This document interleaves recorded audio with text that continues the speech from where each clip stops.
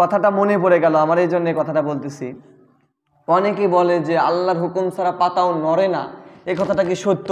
হ্যাঁ, আমি তাদের সাথে একমত। এখন তারা আবার করে কি, বিভিন্ন রকমের গুনাহগুলো করে, এই গুনাহগুলো করে আর বলে যে আল্লাহর হুকুমে যেহেতু গাছের পাতাও নড়ে না, সেহেতু আমি গুনাহ করি, এটা আল্লাহই আমাকে করায়। নাউজুবিল্লাহি মিন যালিক। অনেক বড় একটা মারাত্মক কথা এটা। আসলে আমি মনে করি সেই লোকটা সবচাইতে বড় বোকা, আহাম্মক। আসলে কোরআন পড়ে নাই, সেজন্য সে জানে না। কোরআন যদি পড়তো তাহলে এর উত্তর সে নিজেই জানতো, কোনো দিন এই প্রশ্ন আল্লাহ পাকের কাছে ছুড়ে দিত না।